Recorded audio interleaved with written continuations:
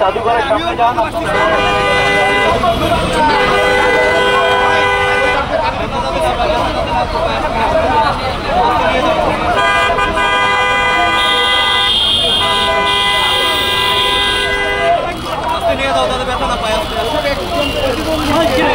Police কিন্তু চ্যাংডোলা করে নিয়ে যাওয়া পুলিশ আইনশৃঙ্খলা বাহিনী হাত দিয়েছে।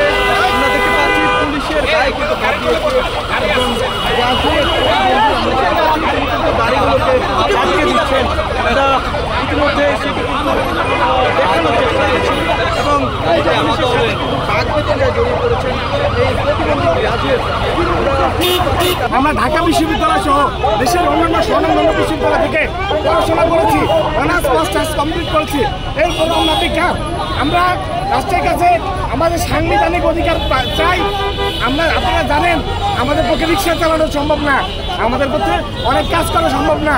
আমি অফিসিয়াল অনেক কাজ করতে পারি, আমি শিক্ষকতা পেশায় নিয়োজিত হতে পারি।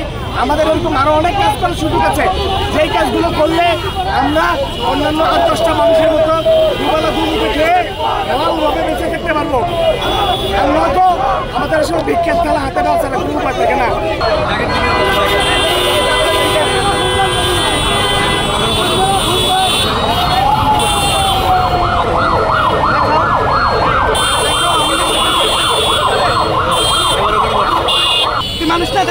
মানুষ তো আমরা তো অন্য আমাদের পরিশ্রম বন্ধ করে আপনারাই করবেন। তুই পরিশ্রম করো, আমি শিক্ষিত হয়ে পরিশ্রম করতে পারবো না কেন? আপনি করেন, আপনারটা আপনি পুলিশটা বল ব্যারিকেড। আমাদের ভাইয়েরা আপনাদের জন্য তো রাস্তাটা বন্ধ হয়ে আছে।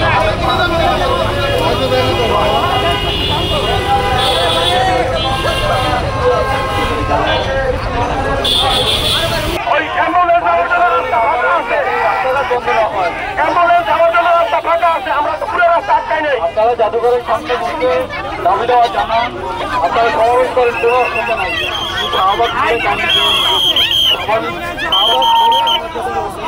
যমুনা অভিমুখে আমরা যেতে দেবো না।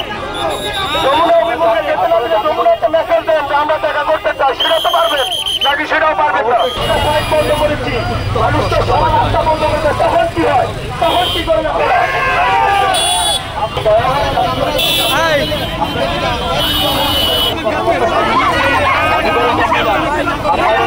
শাহবাগে যেতে পারেন, শুধু শুধু আপনারা চাই দাবি দেওয়াটা আপনারা ভালোভাবে করেন।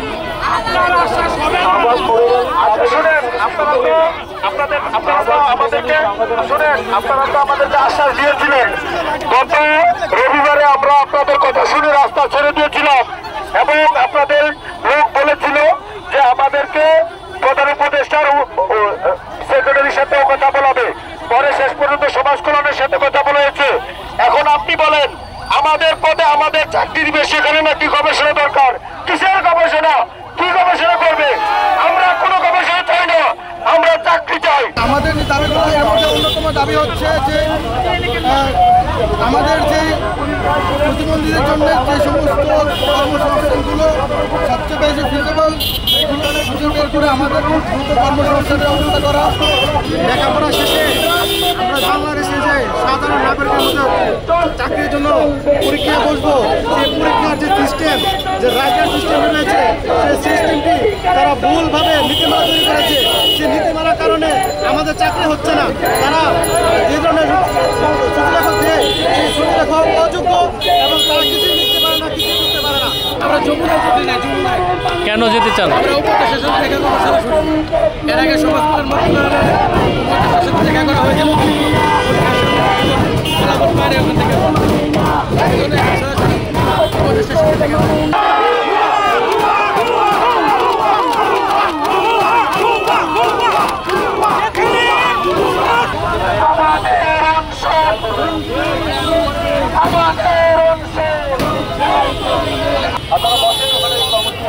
অসুবিধা নাই, এটা থাকবে, এটা হলে বাসটা যেতে পারে, বাস সেগুলো সবাই করবো। আমরা আপনাদের কোনো আঘাত দিতে চাই না, আপনারা এখানে থাকেন, আপনারা বসেছেন বসেন, এদিকে ধাক্কানোর দরকার নাই।